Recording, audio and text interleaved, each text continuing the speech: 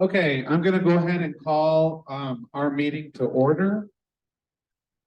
All right. If you guys will, please stand and join me in the pledge. Attention, salute, pledge. I pledge allegiance to the flag of the United States of America and to the republic for which one nation under God, indivisible, with liberty and justice for all. Thank you. You may be seated. Let me mute everybody.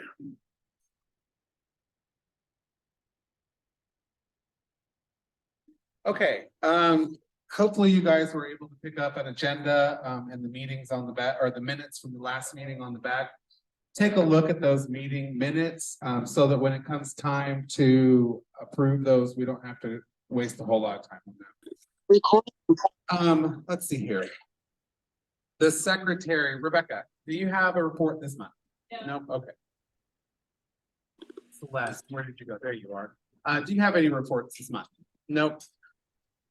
So this month, your officers attended with a couple guests the Eggs and Issues breakfast that the Chamber of Commerce put on last week. And we had speakers Julie Daniels, John Kane, and also Judd Strong come and talk to us about what the Republicans basically are doing in the House and the Senate, their plans for this session, what bills these particular legislators are looking to kind of advance or support. And there were no big surprises there. They had to do with education. Again, no surprises really, except I will be honest, I felt like Representative Strong showed a lot of willingness to listen and to be, I guess, open to ideas, whereas it was very clear that Senator Daniels and Representative Kane, even though he has not had much to vote on yet, he made it clear that vote is his vote. He said that verbatim in the meeting, that once he's in Oklahoma City, that's his vote. And so we know what we can expect from people who think like that. That's never a good thing when you are an elected official and you go somewhere and pretend like the people that elected you don't exist anymore. So that's not good news. And of course, Senator Daniels talked a lot about school vouchers and how great she thinks, quote unquote, school choice is, and stuff like that. So again, absolutely no surprises from our Republican delegate or legislators from this area. That's what they're very, very interested in doing. There was something about the Second Amendment. I'm trying to remember. Oh, this one really surprised me. I had not heard this. John Kane was talking about how Oklahoma is a Second Amendment sanctuary state, which was enshrined into law recently. I think he said 2017 or 2018. But now they are advancing legislation that will make it possible for sheriffs in Oklahoma to arrest federal officials who are here in Oklahoma enforcing federal gun laws. So if gun laws on the federal level, if there's an issue with Oklahoma and federal gun laws, and federal officials are here in our state and they try to enforce those laws, Oklahoma sheriffs will be empowered to arrest those officials. Now, that sounds like a huge problem to me. I don't know about you, perhaps I'm overreacting. It really doesn't turn up anymore. I've really tried. Yep. Yeah, I'm sorry. Oh, there we go. Better. Sorry, I was doing the wrong volume. Okay, you can hear me now? Yeah. So that to me is, golly, that smacks of this secessionism that seems to have taken hold in some parts of the Republican Party. Talking about what do they do when the government overreaches or something. You you be a good American and you follow the law. That's what you do. And they're not willing to do that. So keep an eye on them when it comes to that. I can't think of any other scandalous. They just talked about squirreling away more of our money. They love to talk about how much money we have saved up in our state savings account. And I love to remind them about all the potholes. In fact, a woman was killed in Tulsa just yesterday because she hit a pothole while she was riding on one of those three-wheel trikes with her husband. They both were on one, and she hit a pothole, flew into a guardrail, and died. Our roads have literally become deadly because they are so mismanaged. And that's just roads. That says nothing about our schools or our hospitals or any of the other basic services that we are constitutionally supposed to be providing for our people. Okay, so that was a very interesting breakfast. If you guys have any questions, ask any of the officers. We were there. It was eye-opening, to say the least.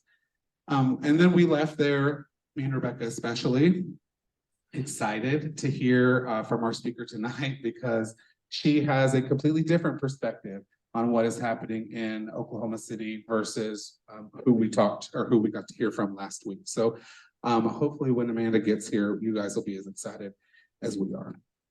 Let's look at our upcoming events. So March 30th is our next monthly meeting. That'll be here. And the question earlier was, who's in charge of this meeting? Yeah, I'm in charge tonight and on March 30th, and then I'm not in charge anymore. So you can expect excellent program. Yeah, okay, convention too. So good quality Eric programming up until then, and then it's up to you and your votes. So do make sure that you show up to our convention and make sure your voice is heard. And run for office, what a great suggestion. We need people to run for office, to fill these spots, to be delegates at the conventions for the district level and also for our state level. Remember, that's just showing up, having a say, voting on the Democratic platform, picking the chair or whatever, and then going home. I mean, being a delegate is really easy. It's all the fun and none of the work, like none of it at all. And if you are a masochist and you like working, then that's where you run for a county office, okay? So on March 30th, for our last, my last meeting, running it, I'll be here, don't worry. It'll be Danielle Lanier from the ODP Veterans Committee. She's gonna come and talk to us about how hard Democrats are working for veterans here in Oklahoma and across the country. And she actually just took a position, right, Celeste, with the National Organization for Veterans in the Democratic Party, correct?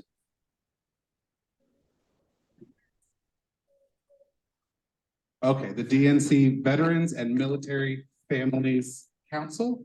Yep, perfect. So that's excellent. I'm excited to hear from her. You guys are too. Make sure you bring some good questions for her.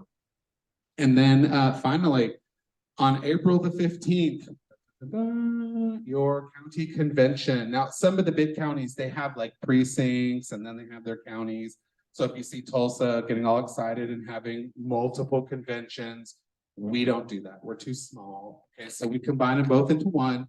We moved ours, just so you know, from April the 8th, which is Easter weekend. We decided not to hold it that weekend like most counties. And we opted to move it back 1 week just because we thought there would be less conflict for you guys. So just know that that's a change from the state calendar. So make a note of that in case you're up on all of that stuff. And that will be at the Bartlesville Public Library at 10 a.m. Okay, so our meeting in March will be here. And then our convention will be that Saturday morning on April the 15th at the library. Okay? Any questions about our upcoming events?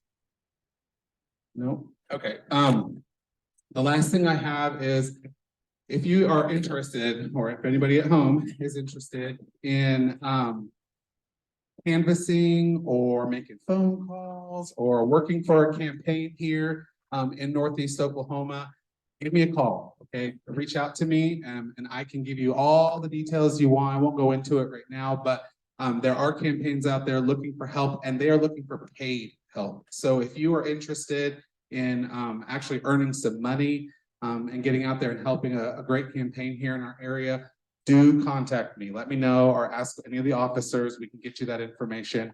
But those positions are available and they're only available temporarily. So if that's something you're interested in or someone you know might be interested in, give them our contact information and let them know. Okay. Any questions before we invite a speaker up? Okay. Tonight we have two speakers. Our very first speaker will be Dakota with Yes on State Question 820. He's going to be here to tell us all about the state question, advocate for his position, and then take any of the questions that you guys have, okay? So without further ado, Dakota.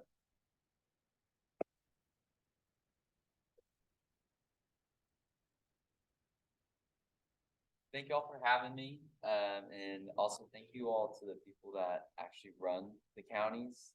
I was a county chair actually in King County about 3-4 years ago now.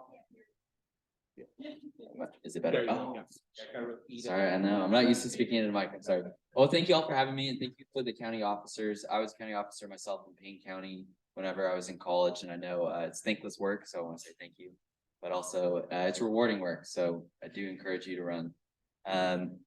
In regards to Yes on 820, we are one of those campaigns that is also hiring paid canvas. So if you want to go out and knock doors, or we're not even knocking doors, we're actually just dropping off literature on people's doors that are confirmed registered to vote. And we have some crazy calculations that actually can prove if they know about our election, they're more willing to turn out and vote yes. We will pay you, I believe, $15 to $20 an hour, and that is just for the next 12 days. You're welcome to get in touch with me, and I can make sure that we get you paid. But in regards to Yes on 820, I'll be brief. I don't have, I'm not the greatest to speak about the subject in depth, but I mainly came here to raise awareness. We will be on the ballot on March 7th. I'm not sure. Was everybody aware that there was an election in March? All right. Well, this is a good crowd then. Some in Tulsa didn't even know. But I will say that it's just 12 days away. It's going to be close. Bartlesville, we need Bartlesville to turn out the vote. So please, if you're not able to come out and lit drop with us, or there's other ways you can help. Sharing our social media posts, donating to the campaign, telling your friends.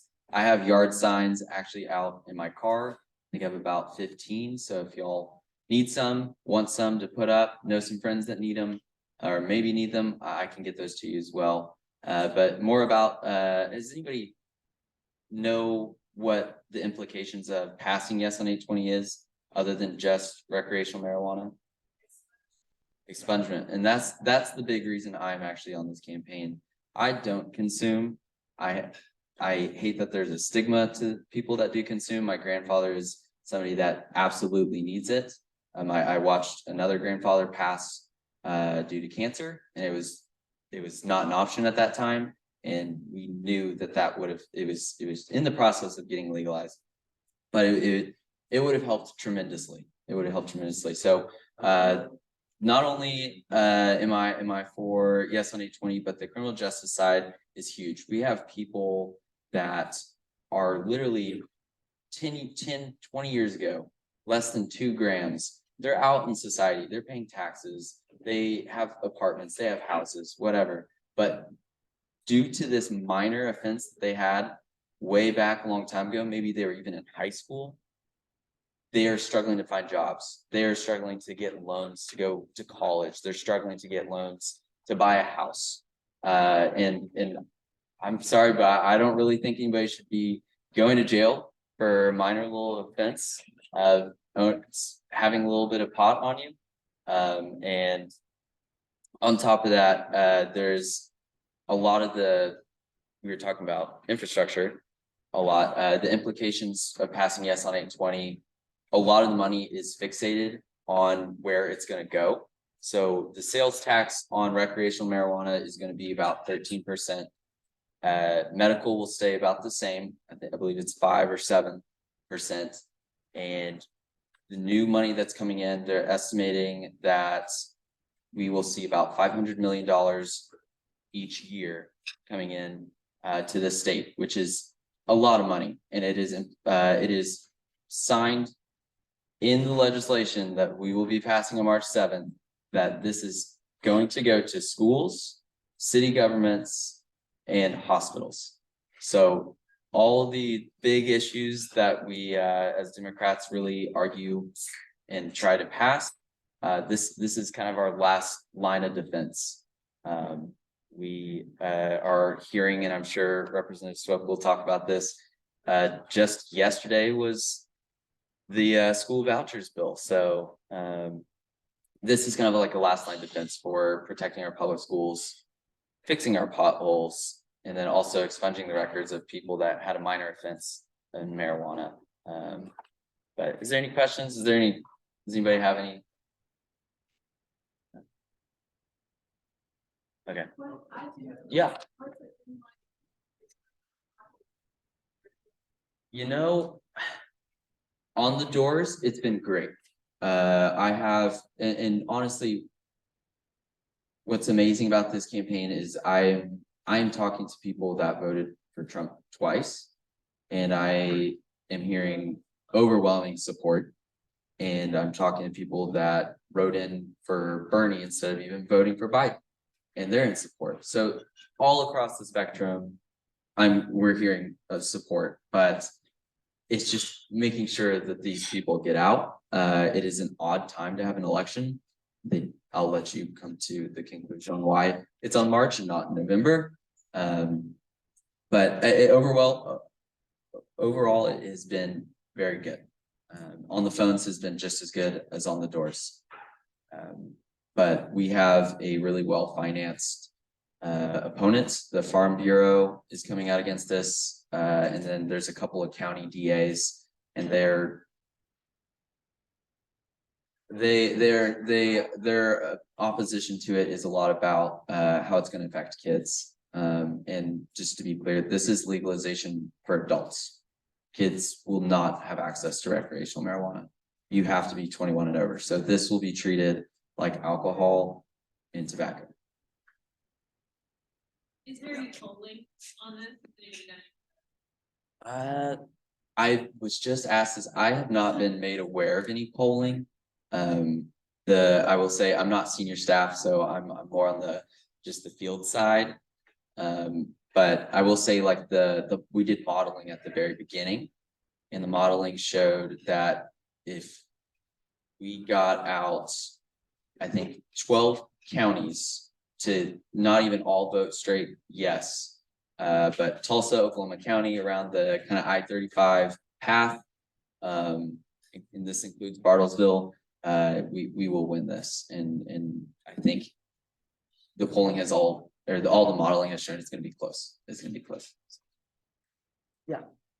The legislation was brought up. Is there anything state sensitive like with medical marijuana or jobs? I know federally probably vote on stuff like that. So federally going over that. Protecting your use of it as a drug test for work. Yes, from my understanding, the employers still have the right to test. Yes, and I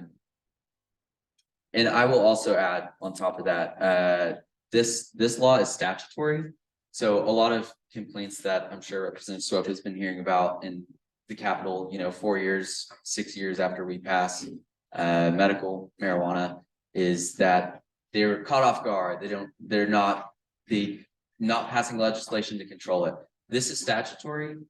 So if there's any problems that arise that we don't like, we can change it. We can go back and change it.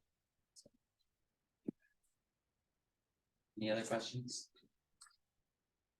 I guess I'll pass it on to the next speaker, and I'll be around the rest of the meeting, so feel free to reach out afterwards.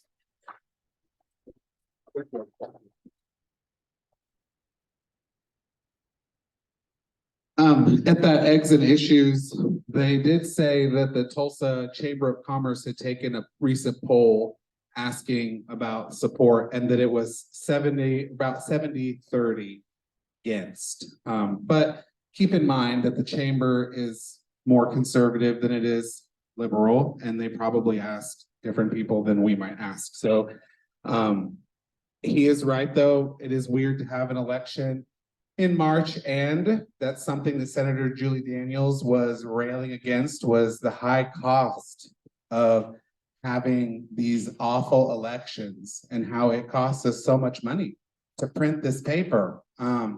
So maybe it would be a good idea for us to reach out and remind her that it was her governor that decided to have a special election instead of letting us do this at the same time as all the other elections in November.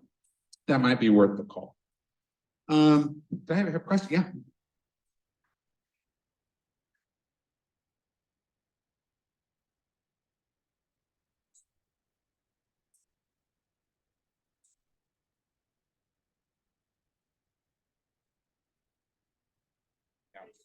Yep.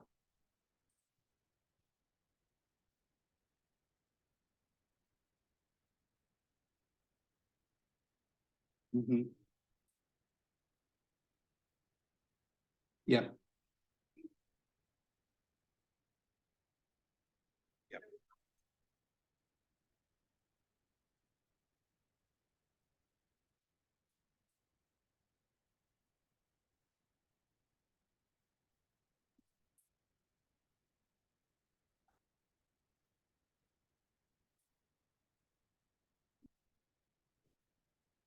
Yeah, and not only that, not only is she saying, don't vote on this state question, but she is also trying to pass a bill that will make it more difficult for us to have other voter initiatives on the ballot in the future, making it difficult, say, for example, like my husband, if he wants to sign a petition and he writes his name on there, Josh, and his last name, that's an illegal entry because his name is Joshua. Well, I think that that is absolutely ridiculous that, you know, we would be at that point where you would try to disqualify somebody's voice just because they didn't spell out their whole name. But that's exactly what she's talking about doing. There was one other thing that she said that, yep. Yep.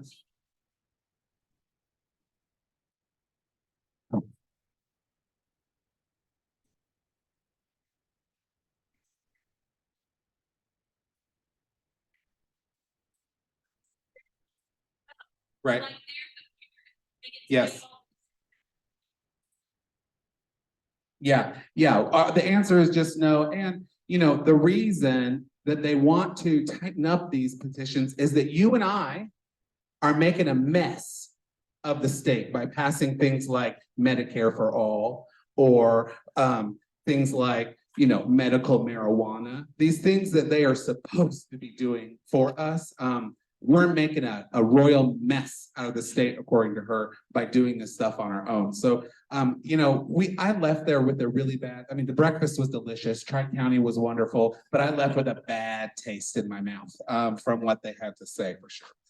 Okay, our next speaker, this will be a little bit long, like I said, from your website. Hardly needs an introduction with our crowd, but I'm going to give her one anyway. Amanda Swope is a native Tulsan and she is still the Tribal Juvenile Justice Program Director for the Muskogee Nation. She's a descendant of the Osage Nation and a citizen of the Muskogee Nation, as well as a daughter of a veteran and a public servant. Amanda ran for public office and won, by the way, because she knows that good government can do wonderful things to really help people who need it. She grew up in a large blended family that often relied on social assistance through Section 8 housing, accessing free and reduced lunches in the public school system, and receiving veterans benefits and tribal aid. Amanda knows the plight of the working person because she is one. She worked multiple jobs to put herself through college in the retail, banking, and service industries while also volunteering for her community. Amanda began her career in nonprofit management as a development director, fundraising and grant writing for social services organizations like Tulsa Cares and Iron Gate. After she received her master's of public administration from OU, Amanda began working for the Muskogee Nation as a self-governance analyst, negotiating federal compacts and identifying areas of sovereignty expansion, work that is made all the more important after the McGirt decision. Amanda believes that real change is only accomplished by standing up and fighting for it. She's dedicated to securing voter rights and expanding voter access in Oklahoma. Her passion for civic engagement led her to serve as the youngest and first Indigenous chair of the Tulsa County Democratic Party. Amanda believes that representation matters. She served on multiple diversity, equity, and inclusion committees, as well as police advisory councils.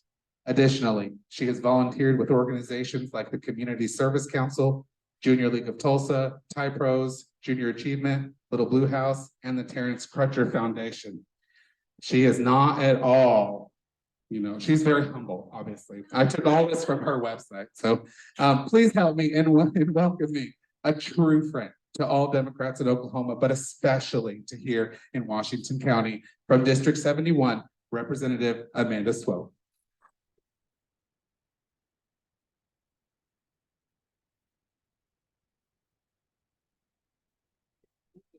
Thank you for that overwhelming bio. It's been a while since I've read or heard any of that.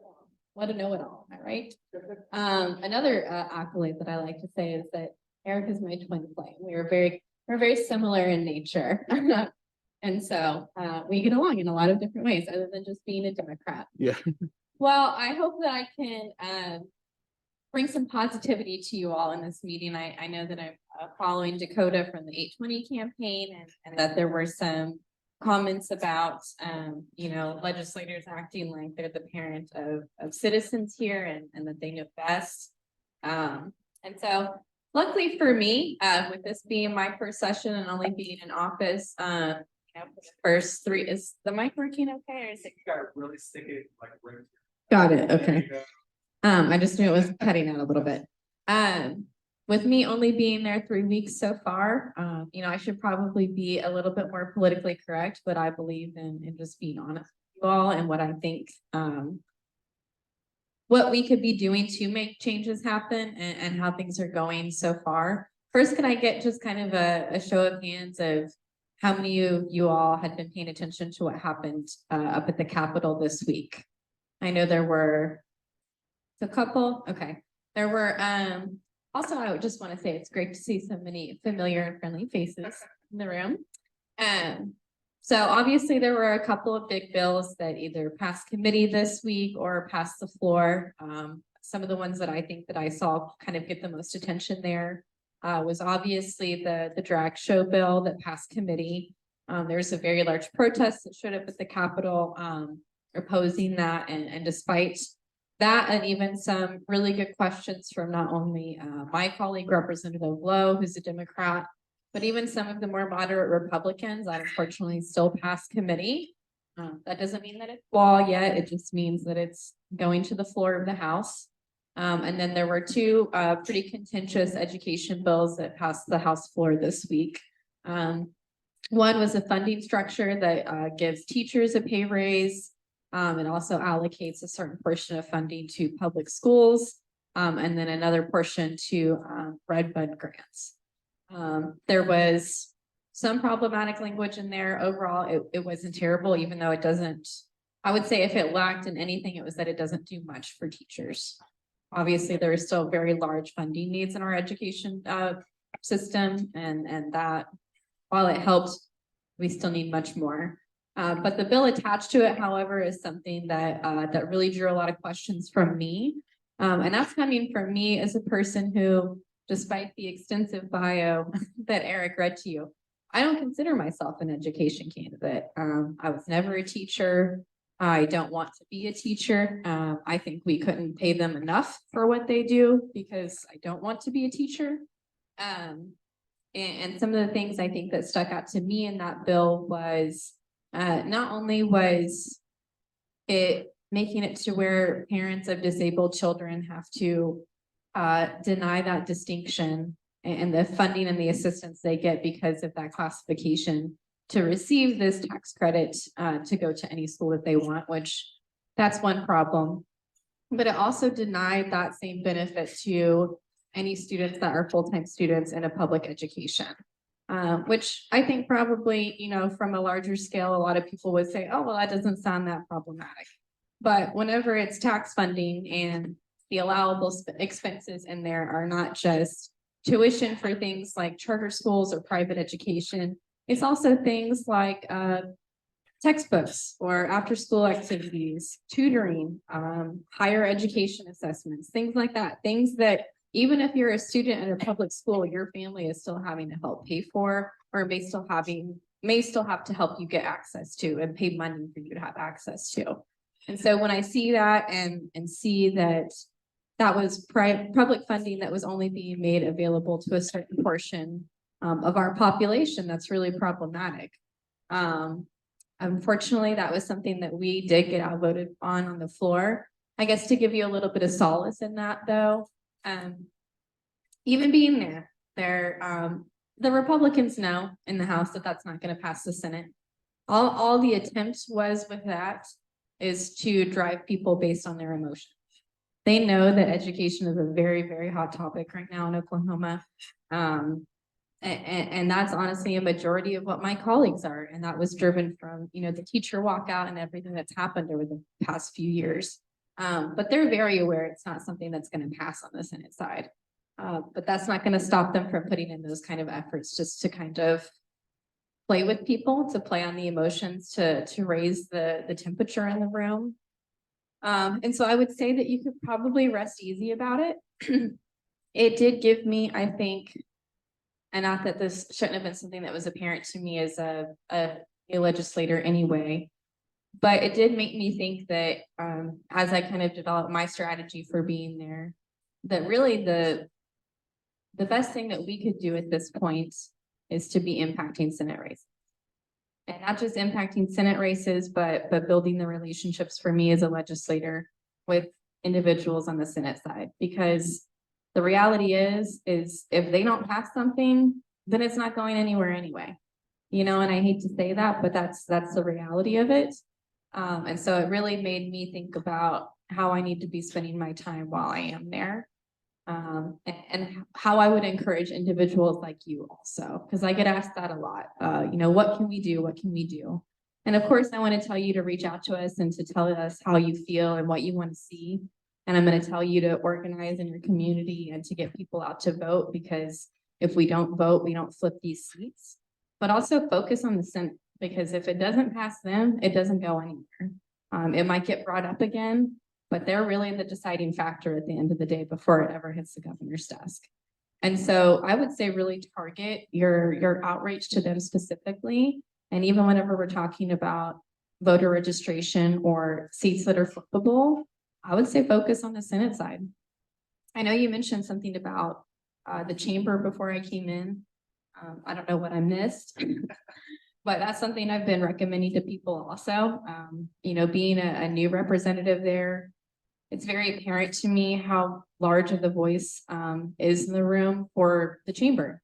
I could go to a chamber event every day that I'm in Oklahoma City if I wanted to, whether that's Tulsa Chamber, Oklahoma City Chamber, Oklahoma State Chamber, Lawton Chamber, some of the smaller municipalities, and they have a very, very large voice in the room. So whether it's drag queen bills and impacting private businesses' ability to hold those kind of shows, whether it's including in that bill language that's trying to make a distinction on what gendered clothing is, which to me just sounds like a state mandated dress code, honestly.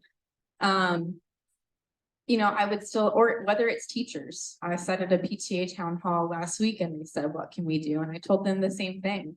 Go to the chambers. They are some of the biggest voices in that building.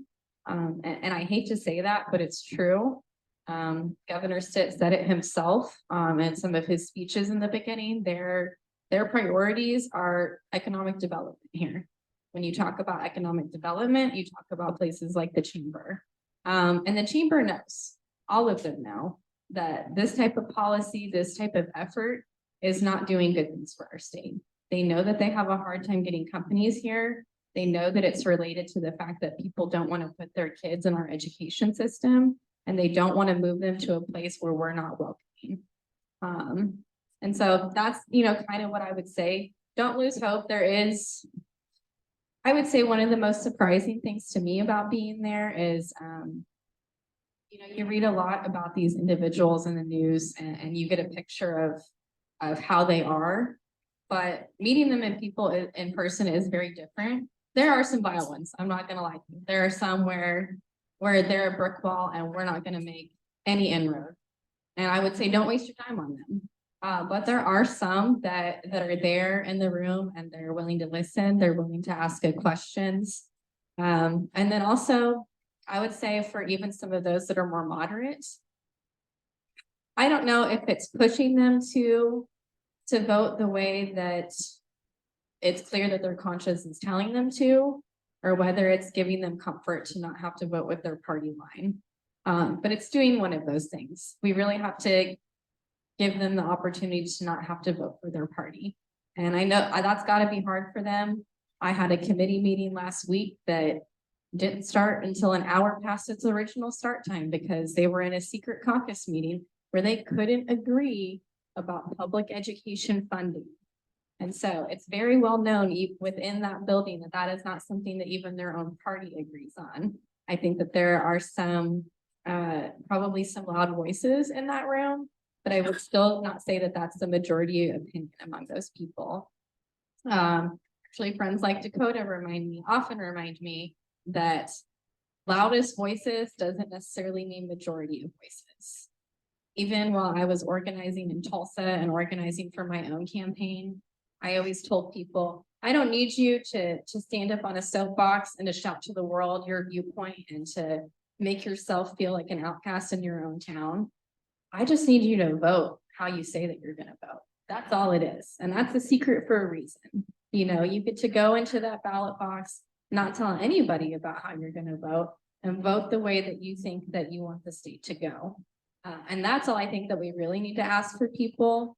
I don't think that, despite being a party leader and somebody who has a microphone in front of my face a lot of times, I really don't think that, you know, organizing people in Oklahoma comes from even settings like this sometimes.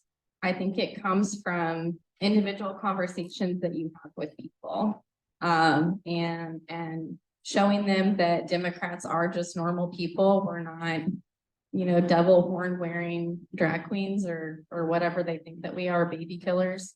And just showing them that we are normal people that live in their community and giving them the space to realize that they can vote that way too, or that they can hold that viewpoint too, and that they're not alone in it.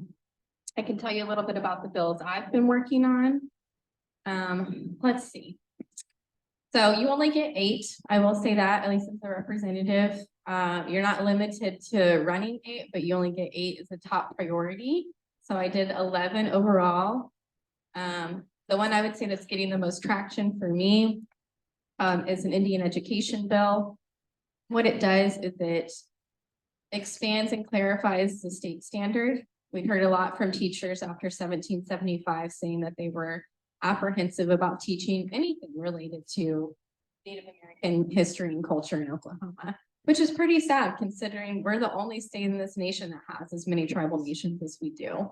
And that stories like Killers of the Flower Moon were not only happened here, but the literature and the film that came out of that was created here. And so this kind of provides some clarity for them on what they can teach. It also allows the State Department of Education to work with their advisory council and tribal organizations to make that curriculum and to develop training for educators. And so it's not something the state's doing on its own. It's working with our tribal partners to create that. And also extending it out from K through 12 instead of just 6th through 12th grade. So kids can be learning their native language as early as kindergarten and 1st grade. So fingers crossed for me on that. I already have a Republican co-author and a Senate primary author. I need to get one more Senate author, but otherwise it's supposed to be on committee next week. So keep me in your prayers. Let's see, one that I have gotten some at least media attention about, 2 that I've gotten media attention about. One is requiring the state standards behind sex education to include criminal statute. So coming from working in juvenile justice, I see kids get in trouble for crimes a lot of times that they don't even realize are a crime. Things like consent violations, things like child pornography or distributing child pornography. Which to me, the problem that I see in that is I have a very hard time allowing us to prosecute young people for crimes that we're not even educating them on as illegal activity. Especially whenever I understand we don't want to talk about sex ed, or they don't want to teach kids sex ed, but if it's something like that, that's going to get them in trouble, that feels pretty paramount to me for them to know that kind of information. I'm working really hard on a gun law, which I will be honest with you, probably go nowhere. But we're trying. What it would do is it prohibits people from leaving guns in unattended vehicles. Or at haunted houses in Guthrie when you're a drunk 20-year-old, like the governor's son. And so, again, I don't know that will necessarily pass. I tried to be very lenient and very thoughtful with it. I allowed it to be people getting a written warning before they get any kind of a fine or fee. But there's still a lot of conversation about them not wanting to criminalize that anyway. They're really looking at increasing the penalty for people that do steal guns from cars, which I guess my response to that would be if criminals cared about that, we would not be here. And I don't know why we're leaving public safety up to the decision making of criminals, but that's where we're at. Let's see. So those are the top three I've gotten the most traction for. I actually got handed a bill today that's pretty far along in the process that a Republican had actually initially authored and doesn't have the capacity to carry with some of his other bills. So they asked if I could carry it, given that I work in juvenile justice. And all that is setting the minimum age for adjudication for youthful offenders. So basically saying if you are under the age of 12 and there's a crime that's committed, that they don't go through a prosecutorial process for that. They send you through intervention and therapy and other types of services. And so I'm hopeful on that one, since it was something that started with the Republicans. I hope that because of that, it has a little bit more of a chance of passing. I'm signing on to a couple of other Republican bills too. And that's what I'm learning is kind of, the process. It's definitely mixing politics and policy in a way that I'm prepared for, but that's also going to require me to step up a little bit.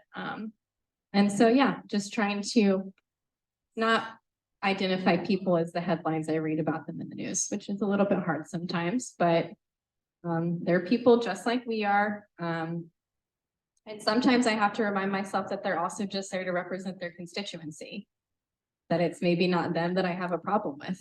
Maybe it's the people in their community that don't agree with these things. But yeah, overall, like I said, I don't think all hope is lost. I just think that we need to be very strategic and targeted in our organizing. As Democrats, I think that for us, the task has always been to outwork them, and we can do that time and time again. We might have the money, but we will always have the passion and the purpose. So, say some questions if you'd like. Questions? It was excellent. Very true.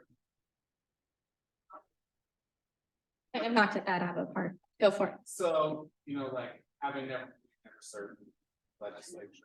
I recommend it. You should do it. But I've tried. So I have a pretty negative view of, the legislative process of the state, just because I feel like we're locked out of it with so much public control. Now that you're actually in there, I know that you kept saying like there is hope. Do you look at it with more hope than you used to, or you just recognize what's kind of what it's doing? I actually do look at it with more hope than I used to, definitely. Even so my Indian education bill, while I was looking for a Senate author, I spoke to our Native caucus about it, and there were people that were interested. And some of those people were people that weren't ideal for running that bill. And not only did I have, representatives that were from different tribal nations that had worked with these individuals before come to me, but I had a Republican representative that I had never met before come to me and say, hey, you don't want that guy running your bill. And I'm, a freshman member. He had no reason to come tell me that other than to just try to be very honest with me about like, that's not a guy's name you want attached to that. Like, I know you don't know people here real well yet, but he's not it. So, yeah. Oklahoma has one of the strictest abortion rules. Is anything being done to make it easier for the young mothers? That's tough. I mean, I think that there's still. How do I answer this? It's tough. I would say in the minority, it's going to be really tough. I know that right now, women aren't being criminalized for it in any way. That all the law right now still says is holding the physicians accountable or people that are aiding it in any way. I did have an abolitionist come to my office, which to give you all some insight into what that is, there's a group of people that are taking the historic term of abolitionists and applying that to abortion now, just wanting to have it completely abolished altogether. And so he came to my office, and this was probably a long-winded way of telling us what to focus on, and was giving me his spiel about why he's against abortion. And I kind of looked at him and I said, sir, abortion's already illegal in Oklahoma. So I appreciate you coming here, but what would you have me do? Because to me, it's already, you got what you wanted. What more do you want? And his description to me was that while medical procedure abortions are illegal, they are going after medically induced abortions now. And not only medically induced abortions, but they also tried to characterize medication like the Plan B pill as stuff that's an abortion as well. So I also got the joy of explaining to probably, I don't know how old this gentleman could have been, definitely old enough to be a grandparent of mine, I would say, a sex education lesson on how the Plan B pill is in fact not an abortion pill and how that works. And I thanked him for his time. I told him that while I appreciated his viewpoint, that his biggest obstacle in my district is that a good portion of my district is actually Jewish. We have the city's only Jewish federation in my district. And while he had talked to me about his own religious beliefs and what he maintained were his God's beliefs about abortion, that the religious text and religious law of Judaism says something very different. And so for me, that's really what it comes down to. This is not just an argument about healthcare access.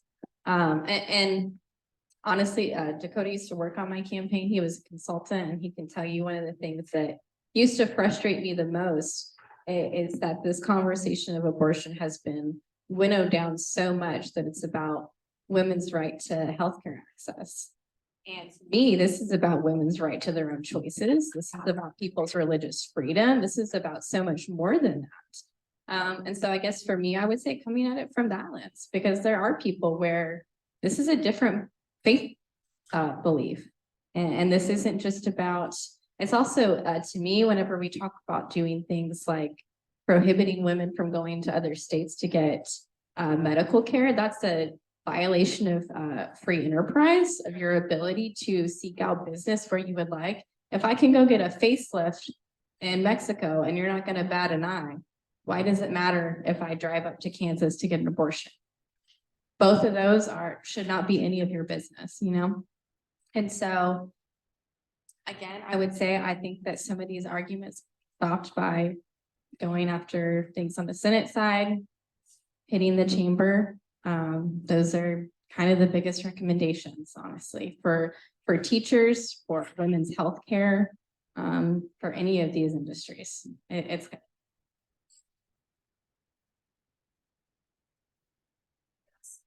On what you think about library, go back to the cockfighting fight.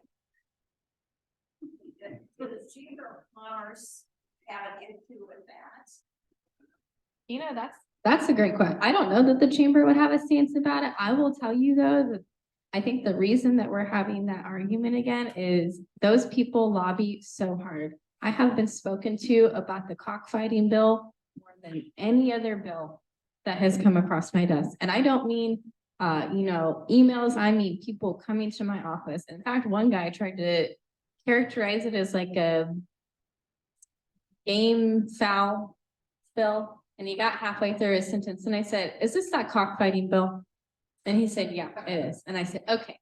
And so then he went on to tell me about, which Eric did not mention in my bio, and I don't even know if it was on my website.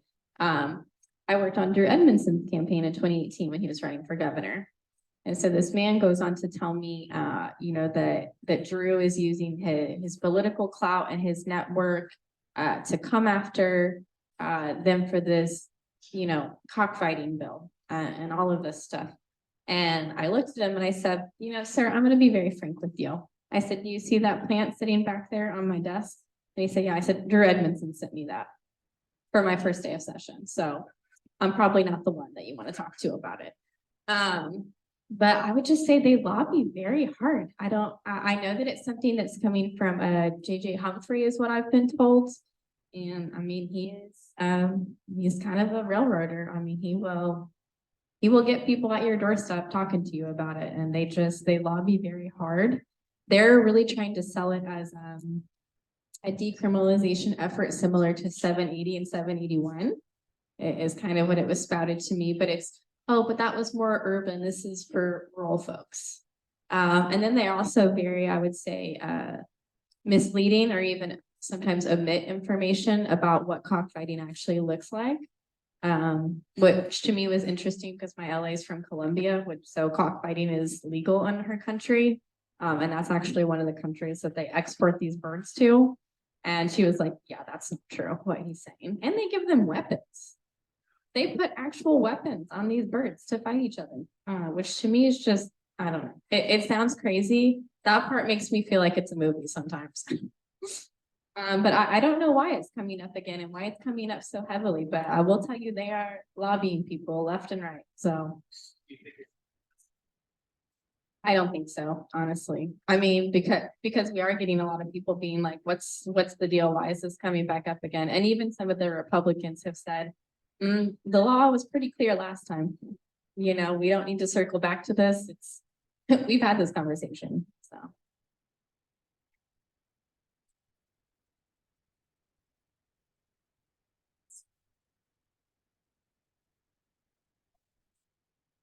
Yes, I am. What was the question? Am I hearing a lot of from people that oppose cockfighting? I wouldn't say as many, but the thing is the ones that I am hearing from are my actual constituents, and so that you can talk to me all that you want about how this is a rural issue and helping rural people and things like that, and I respect that, but at the same time, I have a responsibility to represent my constituency, and my constituency, I would say, is our animal lovers.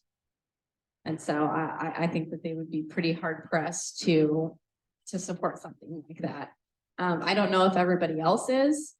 And so if it's something you're passionate about, I would say to be reaching out to people too. And I would probably focus mainly on those that represent the rural areas, because that's kind of who I think they're trying to make a selling point to the most. Any other final question? Call the town chair.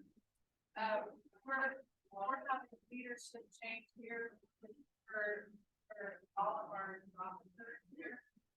How do we advise or decide how to step out, what it's like, and I've never been to a convention, what's that like? Long-winded. No, it's a lot of fun. It really is. My first convention was where I was elected chair. I had not been involved in the party before.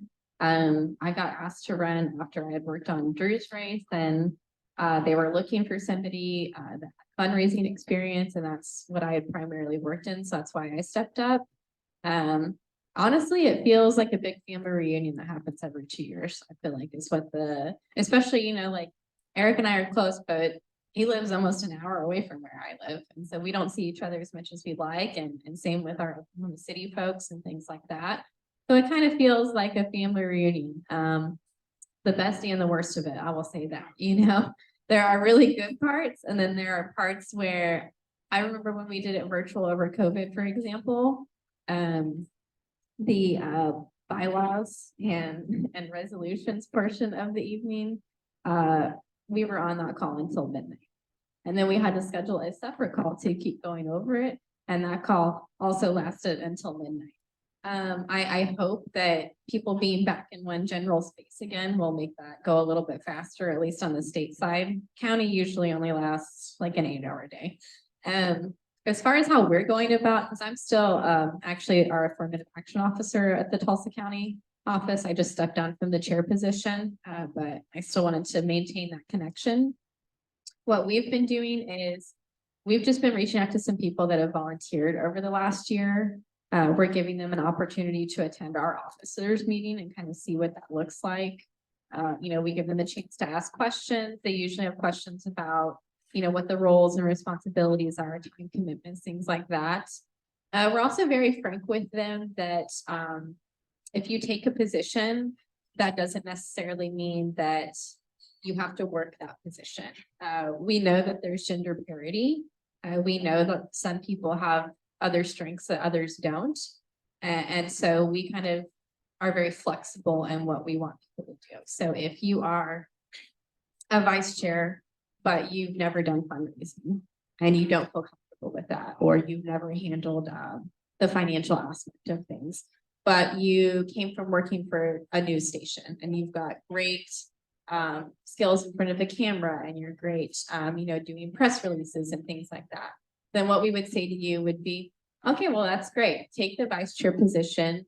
You'll do the communications role, and that will just be something that the chair doesn't do. And they can take on maybe the fundraising role if they feel like that's more their wheelhouse. So we try to be really flexible with the positions. Like I said, gender parity does kind of, as much as I understand the intent of it and appreciate the intent of it as a woman, sometimes it is limiting. We, like I said, give them a chance to ask questions. I try to be really frank with them. One of the last meeting we had 2 women on that were interested in positions. And I kind of just told them, to me, the party was a really great place to grow. If you're somebody that wants to get better at leadership, you want to get better at public speaking, if you want to get better at running meetings or organizing things, for me, the party was a great place for that. It really did feel like having a family of folks where, they're going to let you stand up there. And if you blunder, you miss a step or you misspeak, they'll help you through it. And then they'll just keep growing with you. And so I really try to sell it that way to people, that it can really be a place to not only grow as a professional and as a leader, but it can really be a place to build a community for yourself and a family. I moved away from Oklahoma at one point. And when I moved back, I told myself that I was really going to work to make sure that the space that I lived in here felt like the space that I wanted to live in, even though I know that there are very large portions of it that are not as welcoming to what we think. I was determined to make sure my experience didn't feel that way. And so I think the party does a really good job at that. Well, help me in thanking Amanda for joining us.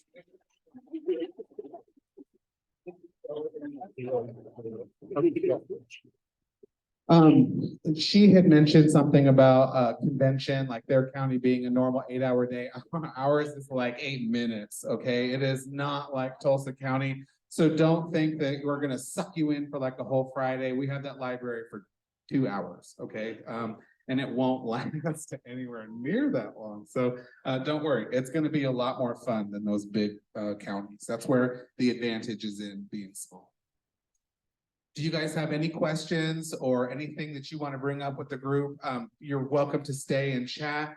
Oh, we need to approve minutes before the secretary gets mad at me. So go ahead and look at the opposite side of your agenda. If anybody sees anything wrong. Oh, yes, we have. Yeah. I can't do that. Although I do have it written down and I can tell you right where it is in my room, but I don't have it with me, dang it. It is $3,500 and I think maybe $17 and some odd cents, but I'll get that. We'll send that in an email. Yeah, Deb. Perfect. Thank you. Do I have a second? Right here, perfect. Any objections? All right, great. Then those are approved. Any new business? No? Thank you guys so much for braving the cold. I know that it's hard to get out when it's like this, especially in February. Who wants to do that? But thank you guys so very much for being out here and supporting your local party. If there are no questions, can I get a motion to adjourn? Thank you. Can I get a second? Any objections? We are adjourned. Thank you, guys. We will see you in March. And if you are interested in attending one of our officers' meetings by Zoom, just reach out. You're always welcome to attend, but especially after her suggestion. That's a great idea. So thank you, guys. Have a great night. Quick question. Yes. Friday Forum, what time does it start? 11? Friday Forum, I'm not sure. Let ask Celeste because she was. Did you ever find out any information about that Friday Forum? I thought you said you would know. We went to Eggs and Ish, which was like a breakfast. And she was asked, she wasn't asking. It's like every other Friday, but I don't know. Is it? Which one? Okay. Sure. Okay, and what time? Do you know, is it 11? I think it's at 10 a.m. Probably need to be there by 10:30 though. Probably. I used to go, but I haven't been there in years. I know, we were talking about that too, yeah. It's just the first and third Friday. I think it starts at 10 o'clock. Thank you, guys.